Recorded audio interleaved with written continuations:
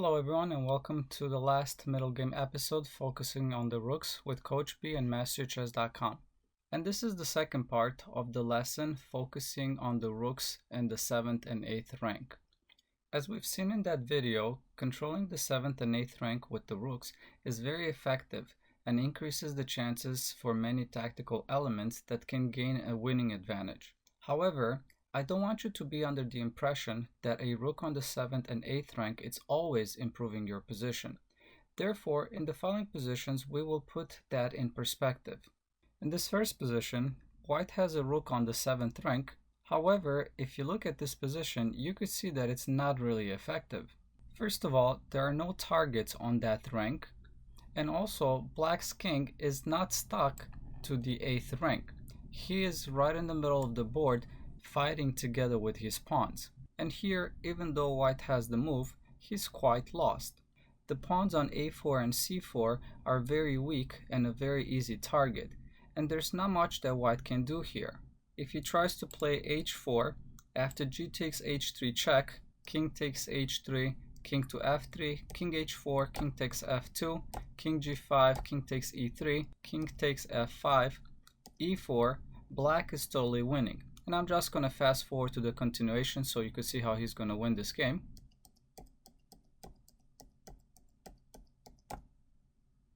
And here white has to sacrifice his rook, from which black will do the same. However, black's king is much closer to the white pawns, and after he's going to capture those pawns, he's going to easily win this game. Coming back from the beginning, instead of playing h4, rook to f7 is another try. But after that, rook to d2 can be played, rook to b7, rook to b2, rook to b8, rook to b4, targeting a4 or c4, rook b7, rook takes c4, rook takes b6, rook takes a4, rook c6, rook c4, guarding the pawn, rook to a6, attacking the other pawn, a4, now the pawn is protected, rook to a5, attacking both the a4 and the c5 pawn, but after that, king to d3 can be played, h4, g takes h3, king takes h3, king to c3, f3, and from here I'm just going to fast forward to see how black will win this game. Over here, white has two tries, rook to b5 check, or pushing the pawn to g6. If he plays rook to b5 check after king to a3, pawn to g6, black king queen, no better is another check on a5, because after black responds with rook to a4 and white captures, black will queen on the next move and white will not be able to do that. And coming back, instead of moving rook to b5 check, if white here tries to go for his queen with g6, after rook to b4, pawn to g7, rook to b8, rook b5 check, rook takes b5, even if white promotes here, after black promotes as well, he's up a rook and he should win this game pretty easily. In this next position, it's white to move, and he controls the only open file, so he should have all the chances in this position. However, I want to mention that moving the rook to d7 is not very effective, because he cannot accomplish anything with that move since he cannot control that file. From here, black will simply respond with rook to f7. If white plays rook to d8 check, black will just respond with rook to f8, and white doesn't accomplish anything trying to control the 7th or 8th rank. Instead, coming back, white is well advised to show some patience and improve his position with king to f3, and then try to play for an advantage. This next position is taken from a game played by Geza Morazzi versus Amos Byrne, played in 1905. This position was reached after 21 moves, and it's black to move. White here owns the d file, and his rook is probably sitting on the 7th rank where it attacks b7. Also, white doesn't seem to have any weaknesses. But with all that, white is not significantly better in this position, nothing more than a small plus.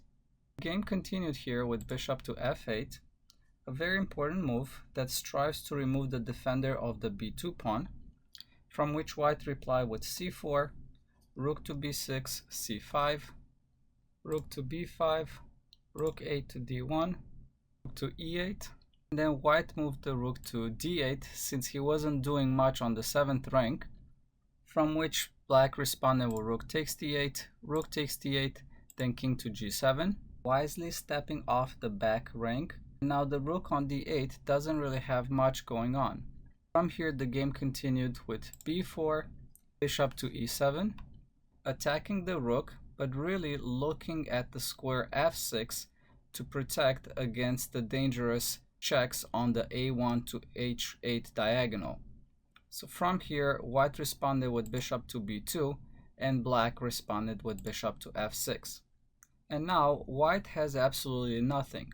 So I'm just going to fast forward through the moves so you could see how this game ended up in a draw.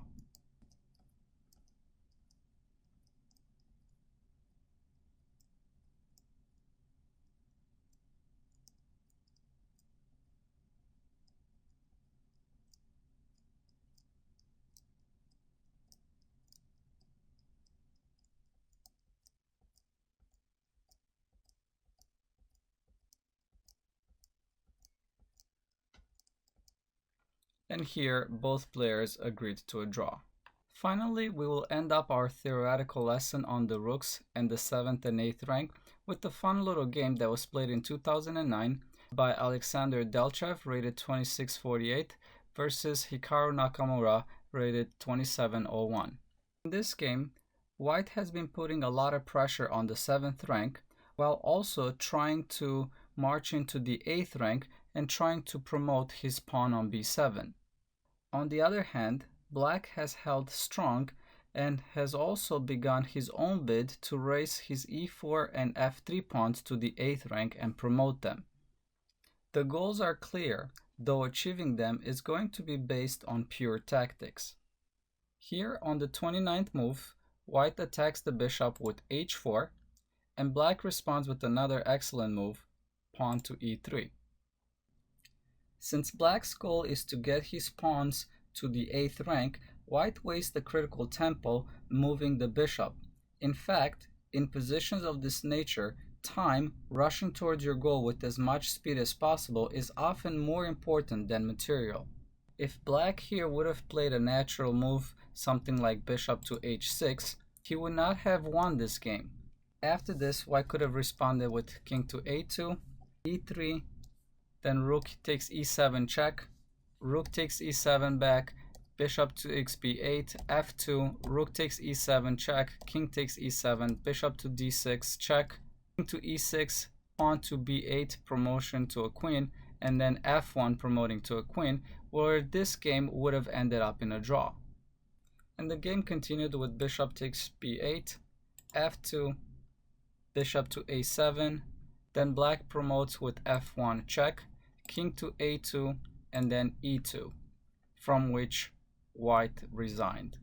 A fun continuation could have ended with pawn to b8 promoting to a queen, rook takes b8, bishop takes b8, and pawn to e1 promoting to a second queen. You don't see this every day. White has doubled his rooks on the 7th rank, while black has doubled his queens on the 8th rank. However, the queens appear to have a little bit more of a punch. Alright, thank you for watching this video. This concludes the middle game series on the rooks, and stay tuned for the next series where we will focus on pawn structure, creating weaknesses and taking advantage of those weaknesses. So stay tuned.